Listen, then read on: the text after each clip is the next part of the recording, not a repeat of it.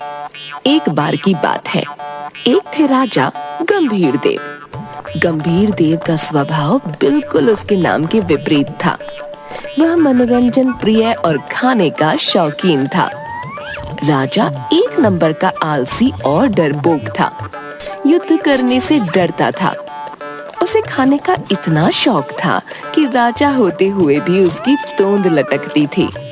वह न कभी व्यायाम करता न युद्ध का अभ्यास। क्या बात है महाराज, आज आप फिर व्यायाम के लिए नहीं आए? क्या करूं मंत्री, तुम तो किसी काम के नहीं हो। सारे राज्य का कार्य मुझे संभालना पड़ता है। कल रात देर तक सोचता रहा कि राज्य का विकास कैसे किया जाए, इसलिए सुबह आंख नहीं खुली। मंत्री मुंह बनाकर रह जाता है। वह जानता है कि राजा व्यायाम ना करने के लिए कोई न कोई बहाना बनाता रहता है। ठीक है महाराज, चलिए युद्ध का अभ्यास कर लीजिए। युद्ध का अभ्यास? नहीं, बिल्कुल नहीं। मुझे युद्ध करना बिल्कुल पसंद नहीं। जमीन के लिए लोगों को जान से मारना भला कहाँ की इंसानियत है। मैं कभी युद्ध नहीं करूंगा और ना ही युद्ध का अभ्यास करूंगा। महाराज, माना कि आपको युद्ध के नाम पर होने वाली मारकाट से सख्त नफरत है, पर यदि कोई दूसरा राजा हमारे राज्य पर आक्रमण करेगा तब तो आपको युद्ध करना ही पड़ेगा। तो ये इतनी बड़ी सेना और सेनापति किस काम आएंगे? इन्हें युद्ध का अभ्यास करवाओ। मंत्री मुंह बनाकर रह जाता है। ये राजा बहुत डरपोक है। युद्ध करना तो दूर, एक चींटी भी नहीं मार सकता।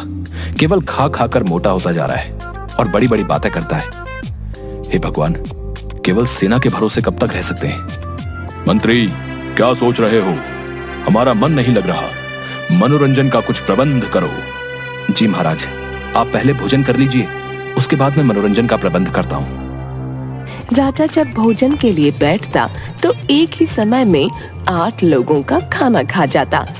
सेवक बेचारे उसका पेट भरने तक एक के बाद एक कभी सब्जियां, पूरियां, रोटी, चावल, दालें, मिष्ठान आदि लाते रहते और राजा बड़े मजे से खाने का आनंद लेता रहता। भोजन करने के बाद राजा अपनी रानी और कुछ अन्य मंत्रियों के साथ सिंहासन पर मनोरंजन के लिए बैठता। जोकर के वेश में एक आदमी आता है। वह जीभ बाहर निकालकर टोपी उतारकर उछल उछल कर नृत्य करता है। राजा उसे देखकर बहुत हंसता है। हंस हंस कर लोटपोट हो जाता है। तभी द्वारपाल आता है। महाराज की जय हो, महाराज की जय हो, महाराज की जय हो। तुम्हें दिखाई नहीं देता? ये हमारे मनोरंजन का समय है। महाराज, द्वार पर एक दूत आपके लिए कोई संदेश लेकर आया है। मंत्री, तुम संदेश सुन लो और जब तक ये नृत्य समाप्त नहीं होता कोई विघ्न मत डालना। वह अपने आनंद में मग्न हो जाता है और द्वारपाल मंत्री के कान में कुछ कहता है। मंत्री उसे हाथ से इशारा करता है और नृत्य समाप्त होने की प्रतीक्षा करता है। नृत्य समाप्त हो जाता है, जोकर चला जाता है और राजा खूब हंसता है। महाराज, क्या अब हम दूत को बुला लें? कौन सा दूत? बहुत देर से आया हुआ है, आपकी प्रतीक्षा कर रहा है। क्या मैं उसे सभा में बुला लूं? बुला लो, देखते हैं क्या संदेश लाया है। राजा गंभीर देव की जय हो। महाराज, मैं आपके पड़ोसी राज्य से आया हूँ।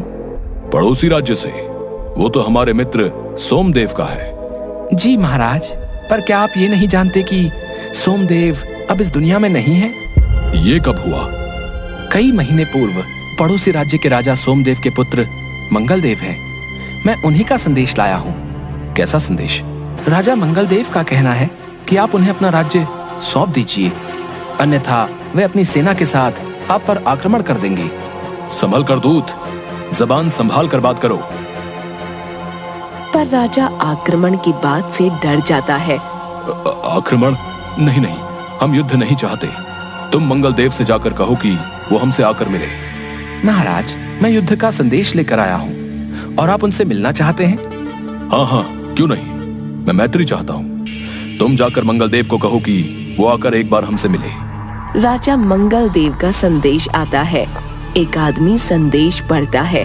अरे डरपोक महाराज, मुझे पता है तो युद्ध करने से डरता है, इसलिए मुझसे मिलना चाहता है। चल कोई नहीं, तेरी ये इच्छा भी मैं पूर्ण करता हूँ। तू अपने राज्य की सीमा पर बने भवन में आकर मुझसे मिल।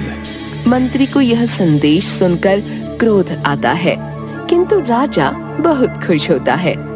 राजा मंगल देव से मिलने की तैयारियां शुरू कर देता है।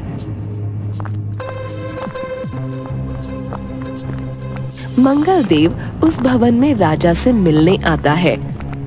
उसे देखकर आओ आओ मित्र, आओ। मेरे लिए जैसे तुम्हारे पिता थे वैसे ही तुम हो। आप मुझे पिताजी जैसा समझने की भूल ना करें। मुझे किसी भी कीमत पर आपका राज्य चाहिए।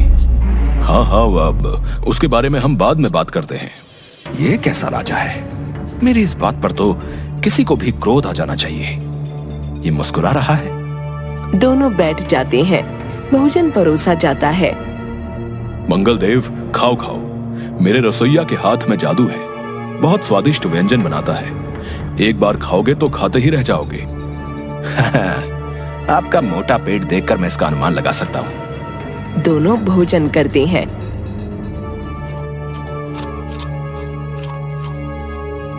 वाह, क्या बात है। भोजन तो वाकई बहुत स्वादिष्ट है। मैं न कहता था मेरे रसोइया के हाथ में जादू है। महाराज, युद्ध तो जरूर होगा, पर इस बार जमीन के लिए नहीं, आपके रसोइये के लिए। आप चुपचाप ये रसोइया मुझे दे दो, अन्यथा युद्ध के लिए तैयार रहिए। आप जानते नहीं क्या कि अभी तक मैं एक भी युद्ध में पराजित नहीं हुआ। मेरी सेना जैसी सेना आसपास के कई राज्यों में नहीं है। सुनकर गंभीर देव डर जाता है।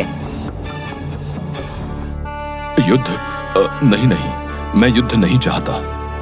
युद्ध करना नहीं चाहते हो या युद्ध कर नहीं सकते?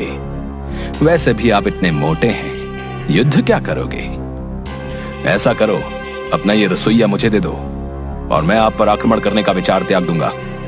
नहीं नहीं, मैं ये रसोइया तुम्हें किसी भी कीमत पर नहीं दूंगा। तुम्हें राज्य चाहिए ले लो, पर रसोइया नहीं दूंगा। महाराज, ये क्या कह रहे हैं? आप एक रसोइये के लिए मातृभूमि को कुर्बान करने की बात कर रहे हैं। प्रजा क्या सोचेगी? महाराज, इस समय आप अपने कर्तव्य का पालन कीजिए। स्वादिष्ट व्यंजन का लालच छोड़ दीजिए। मैं आपको इससे भी अच्छा रसोइया लाकर दूंगा। मंत्री, तुम सच कह रहे हो? आप मुझ पर विश्वास कीजिए। ठीक है राजा मंगल देव, तुम मेरा रसोइया ले जाओ, परंतु यहाँ आक्रमण करने की सोचना भी नहीं। देखा, जीत तो मेरी ही हुई। अच्छा हुआ जो बला टली। मंगल देव अपने महल में आकर बहुत हंसता है। वो मूर्ख राजा क्या समझता है मैं उसे छोड़ दूंगा? मैंने उसका ये रसोइया भी ले लिया, अब उसका राज्य भी लूंगा। कुछ दिनों बाद मैं बिना सूचना के आक्रमण करूंगा। आक्रमण की तैयारी करो, अब हम बिना बताए आक्रमण करेंगे। वहीं दूसरी ओर गंभीर देव अपने ऐश्वर्य और आराम के जीवन में मस्त था। मंत्री दूसरा रसोइया ले आता है। राजा जब खाना खाने बैठता है,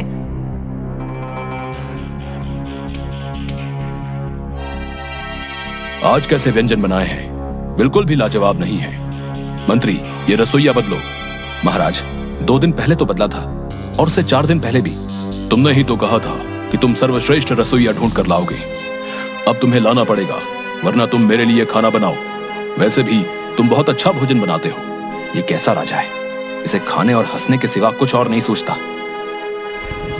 मंत्री बेचारा एक और रसोइया लेकर आता है और राजा को इसका बनाया भोजन पसंद आता है। हाँ, बहुत स्वादिष्ट भोजन बना है। इसी रसोइये को रखो, इसके सिवा और कोई मेरा भोजन नहीं बनाएगा। हे भगवान, धन्यवाद, नहीं तो सारा काम छोड़कर मैं केवल रसोइया ही ढूंढता फिरता। कुछ दिनों बाद राज्य सभा में सभी बैठे थे, तभी द्वारपाल दौड़कर आता है। महाराज की जय हो। क्या आफत आ गई है जो तुम इतनी जोर से बोल रहे हो? महाराज, वो अभी सेना से खबर आई है, मंगल देव ने अचानक आक्रमण कर दिया है और हमारी सेना बौखला गई है। यह खबर सुनकर राजा डर जाता है। क्या? महाराज, आप घबराइए मत, मैं देखता हूँ। आक्रमण हो गया? कौन युद्ध करेगा? महाराज, हमारी सेना मंगलदेव की सेना का सामना कर रही है। आप जाइए, युद्ध कीजिए। आपके बिना सेना का मनोबल कैसे बढ़ेगा? युद्ध युद्ध ना बाबा ना, मुझसे नहीं होगा। बहता हुआ रक्त देखकर मेरा जी घबराता है। तभी एक और सेवक मंत्री के पास आता है। गुप्तचर बोलो, क्या पता लगा है? मैंने तुम्हें मंगलदेव के बारे में सब कुछ पता करने के लिए कहा था। सेवक मंत्री के कान में कुछ कहता है। मंत्री कई सेवकों को बुलाकर कहता है, पूरे राज्य में यह अफवाह फैला दो कि राजा के महल के बाहर जितने भी पेड़ लगे हैं उन पर भूतों का वास है, और सभी नागरिकों को महल में बनी गुप्त सुरंग के द्वारा राज्य से बाहर निकालो। मंत्री जी, यह अफवाह फैलाने का क्या कारण है? गुप्त सूत्रों से पता चला है कि मंगलदेव की प्रजा अंधविश्वासी है और वो स्वयं भी भूत आत्मा आदि के अस्तित्व में विश्वास करता है। वो इसके नाम से भी डरता है। इस समय सभी की जान बचाने का यही एक उपाय है। हमारी सेना मंगलदेव की सैन्य शक्ति का सामना अधिक समय तक नहीं कर सकती। सभी सेवक बाहर जाकर तेजी से यह अफवाह फैला देते हैं और थोड़ी ही देर में महाराज, सुनने में आया है कि गंभीर देव के महल के बाहर लगे सभी पेड़ों पर भूतों का वास है। क्या वहां तक जाना उचित है? क्या भूत? पहले तो नहीं सुना था। महाराज, अभी तक तो ये सुनने में आया है कि हमारे कुछ सैनिक जो वहां गए थे वे वापस नहीं लौटे, गायब हो गए हैं। क्या? जी महाराज। तो ऐसा करो, युद्ध और सेना दोनों को यहीं तक सीमित रखो। गंभीर देव अपने महल से जरूर बाहर आएगा। वहीं दूसरी ओर मंत्री अपनी चतुराई से राजा और सभी नागरिकों को राजमहल में बनी गुप्त सुरंग द्वारा राज्य से बाहर निकालकर उनके जीवन की रक्षा करता है।